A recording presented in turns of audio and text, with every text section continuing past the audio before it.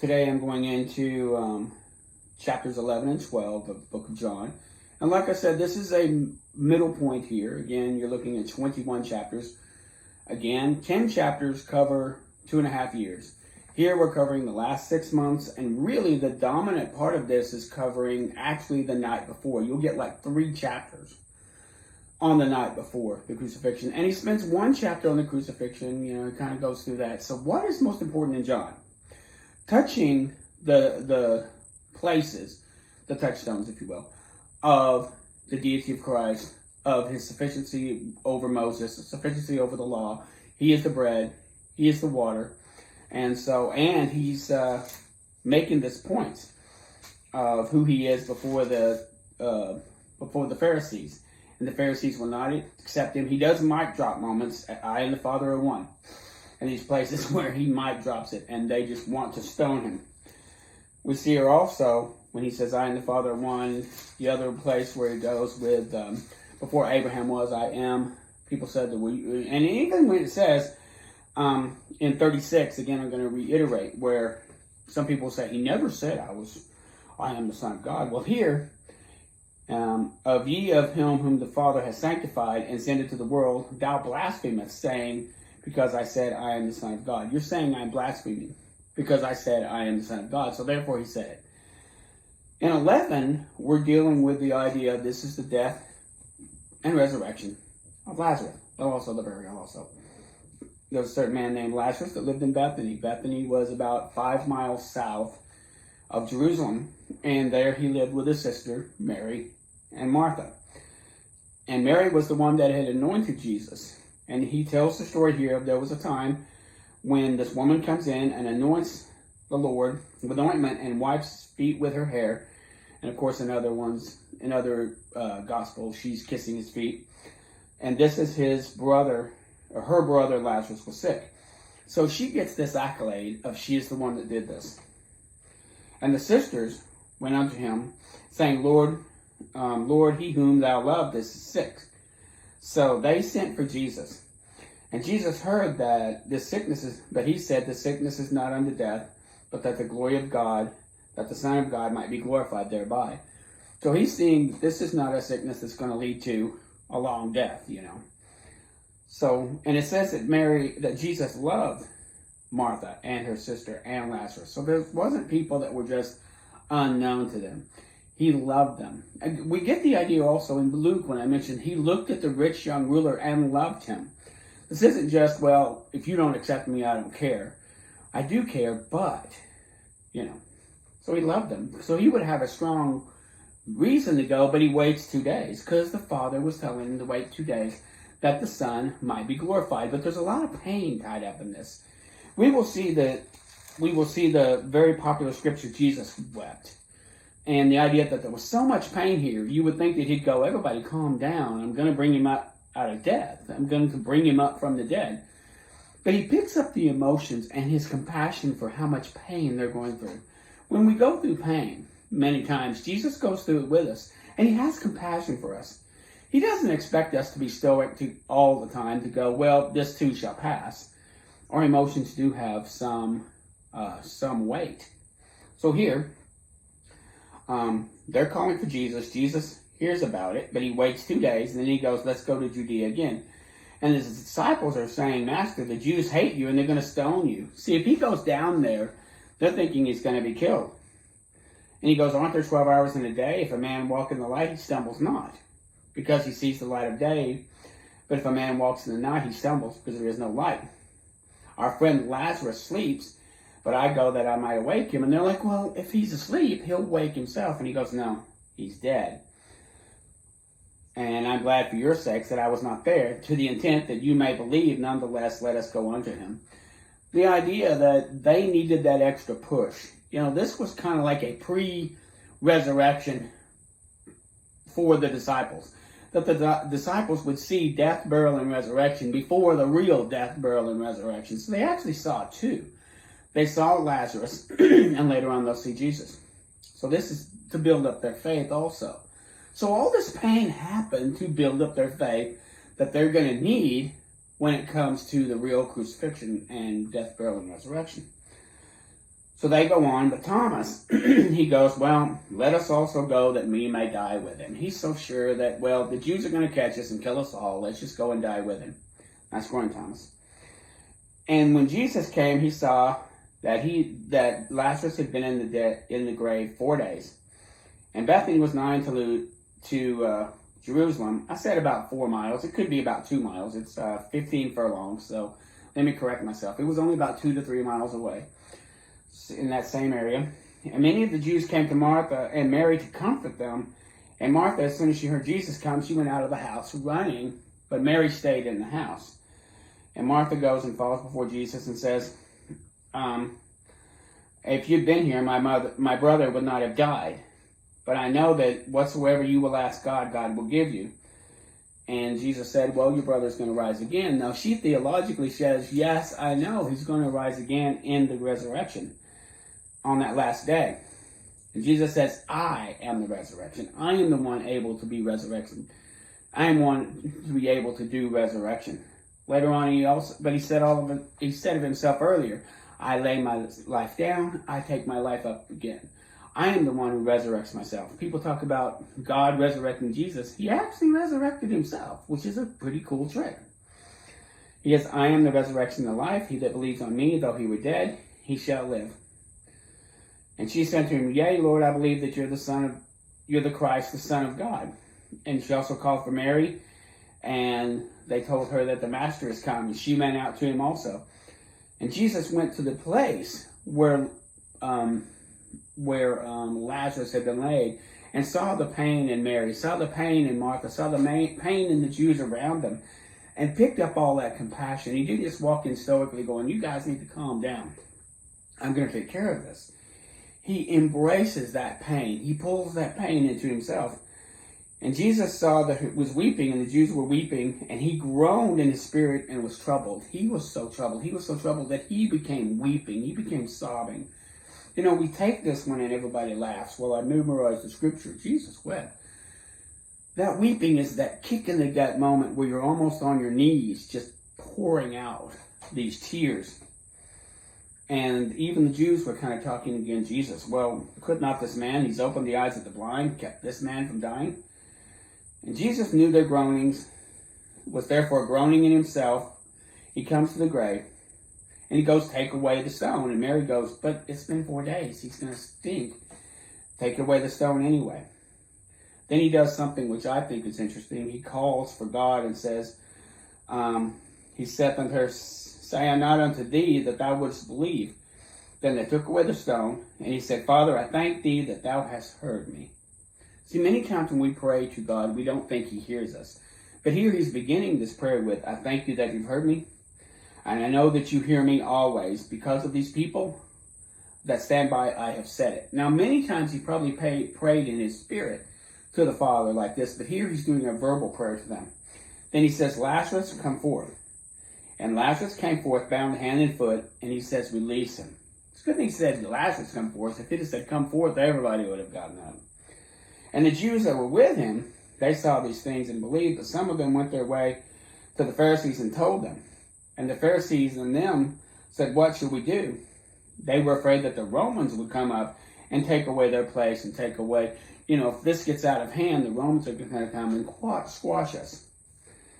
An interesting thing happens here that's recorded that Caiaphas kind of prophesies about the death of Jesus, saying, it is expedient for us that one man should die for the people, and that other than the whole nation perish.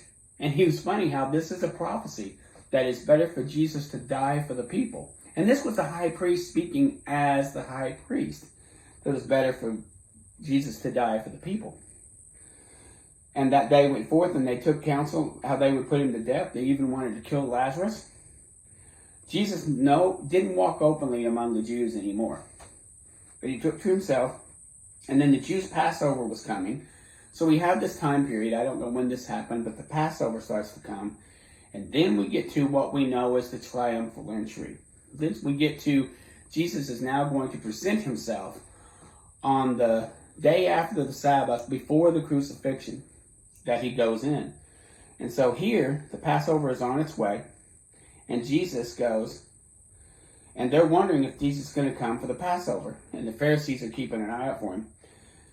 Then Jesus, 6 days before the Passover, came to Bethany. So he goes to Bethany and stays there for a couple of days and then comes in. So he's about 2 to 3 miles away. He's in Bethany. And he waits and comes in on what we know as the triumphal entry. He stays there with Lazarus. He sits at the table with Lazarus and with Mary and with Martha. And that's when Mary took the ointment, and very costly, and anointed his feet. So even though it's referenced earlier, she hadn't done it yet. If I said she'd done it in the past, I misspoke. I don't think I did, though. I think that we know that story, but it didn't happen until now. John's mentioning it over there as if we already knew the story, but it's now happening. So she goes and she breaks this. She breaks this anointing her feet. Oh, gosh, I'm messing this up. Then Mary took a pound of ointment and a spikenard, very costly, and anointed the feet of Jesus and wiped his feet with her hair. And the house was filled with the odor of the anointment. And Judas got all upset about this and says, "Oh, shouldn't we have?" He was a social democrat. "Shouldn't we give this to the poor? We should take care of the poor." And Jesus said, "The poor you'll have with you always, but I won't be here always. Let her alone. This is against the day of my burial has she kept this, for the poor you'll have always." And so the chief priests consulted how they might put Lazarus to death, but also, by this reason, many of the Jews went away and believed on Jesus. So there was a large group who were believing on Jesus. Now, many of these will probably come back when Peter preaches.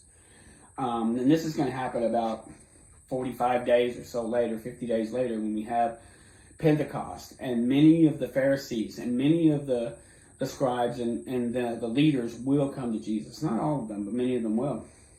And here they're knowing this. So we see to the place here what we know in Christianity as the triumphal entry. It says, on the next day, much people had come out to the feast, and they heard that Jesus was coming to Jerusalem. So Jesus had gotten there a couple of days ahead of time, hanging around with Lazarus, Mary, and Martha. And that's when that happened also, that she washed his feet. And so they took branches and palm leaves and put it before him, saying, "Blessed is the King of Israel that comes in the name of the Lord." And Jesus found a colt and sat upon it, for it is written, "Fear not, daughter of Zion, the king comes riding on an ass's colt." These things understood not the disciples at first, but when Jesus was glorified, they remembered that these things were written of him. So a lot of things that we're finding out about Jesus, yes, along the way, they see these touchstones of Messiah all over his actions and his miracles and his teachings and the things that he was. But here they're seeing some really strong ones here where he comes in on this day, and he comes in riding on a colt. He comes in and he has a zeal for the house of the Lord. There's many things that are done in the last week that prove his messiahship that come to focus. For this cause, people also met him, and that day they heard that he had done miracles. The Pharisees had a problem with him. The Pharisees therefore had become themselves, saying, "Perceive ye how ye prevail nothing? Behold, the whole world has gone after him." They saw this crowd go after him like nobody, like nothing else. And there were some Greeks there who wanted to worship, and they came up to Philip. And they wanted to speak to Jesus, and he told Andrew, and again, Andrew and Philip told Jesus, and Jesus said, "The hour's come that the Son of Man be glorified. Now I'm going to lift myself up. Now I'm going to reveal myself as Messiah to the nations. Now I'm not going to hide. This is my time." And he'd said that earlier to his brothers, that my time has not come. But now my time has come. But he talks about, except the corn or wheat falls into the ground and dies, it dies alone. But if it dies, it brings forth fruit. He's not leaning into, he's now going to take on some sort of physical reign. He's now coming to die to bear fruit. And he talks about that. If any man serve me, let him follow me. And where I am, there shall also my servant be. So if you want to follow me and be my servant, where I am, you'll be. Now my soul is troubled, and what shall I say? Father, save me from this hour. But for this cause I came into the world. He came into the world for that moment. Even though it was on its way, now it's come. But it wasn't something that he did that wasn't of the will of the Father. And it wasn't just him doing it alone, it was the Father's will. But it was, there was some travail here. There was some hard feelings. He goes out and prays very strongly for the strength and for how much passion and pain was going to happen. He wasn't unmindful of this. Father, glorify thy name. And there was a voice came from heaven and said, I have been glorified and I will be glorified still. And the people heard it and stood by. And some were saying, an angel spoke to him. This voice came not for me, but for your sakes. So he's doing even more to strengthen the faith of those that are around him. And if I be lifted up from the earth, I will draw all men to me. He signified what type of death he would die. The people that heard it, out of the law that Christ abideth forever, how can you say that you're going to die? See, they understood only the scriptures about the eternal Christ. They didn't really think about the suffering Christ, the one who would come, the Messiah who would come to suffer. They were only thinking about the Christ who would be forever. And Jesus said, yet for a little while is the light with you. Walk while it's in the light, lest darkness come upon you. But though he had done so many miracles among them, yet they believed not on him. That the saying of Elias the prophet would be fulfilled, that said, Lord, who has you believed our report, and to whom is the arm of the Lord revealed? There's still many that saw the miracles and saw what was happening, saw the signs, even in their Old Testament scriptures, and did not want to believe. He has blinded their eyes and hardened their hearts. Now they blinded their eyes and hardened their hearts. Now he goes in and blinds them even more and hardens them even more for his glory. And he did that before with Pharaoh. He did that before with other groups. If you're going to harden your heart, you're not going to be soft to me. I'm going to harden it even more, that my glory might be seen. Nonetheless, among the chief priests and rulers, many believed on him. But because of the Pharisees, they did not confess him. Jesus cried and said, he that believes on me believes not on me, but on him that sent me. And he that seeth me sees him that sent me. So he's pointing back to the Father. He keeps pointing upstream to the Father. He has this love for the Father. That's something we don't have. We always want to take the love of Jesus to the nations. But we'd also put the love of Jesus back up to the Father. That we would be loving the Father. Sometimes I think we spend more time loving people than we do loving the Father. He that rejects me and receives not my words, hath one that judged him. The word which I have spoken, the same shall judge him in the last days. So if you receive me, you won't be judged. But if you don't, rejecting my words, you will be judged. For I know that his commandment is life everlasting. Whatsoever I speak, therefore, even as the Father said, even so I speak. So he's speaking the words of God. He's standing here ready. We are about 2 to 3 days away from the crucifixion. And he's trying to get these people to see that he is the Messiah. But many of them are so hard-hearted that he's going to be taken to the cross. So even, I'm reminded of when the Babylonians had surrounded Jerusalem. And Zedekiah was still called by God. It's not too late, but he hardens his heart. The cross happens because of the hardness of heart. God knew this from the beginning of the world, that these people would be so hard-hardened, that it would take the death of the Messiah, not the acceptance of the Messiah. He didn't plan on this so much as he knew about it. And he even motivates them now. He starts doing things that gets him taken to the cross. So he's moving himself now to the cross. The cross wasn't an accident. From this point on, the cross is a focal point. Thank you.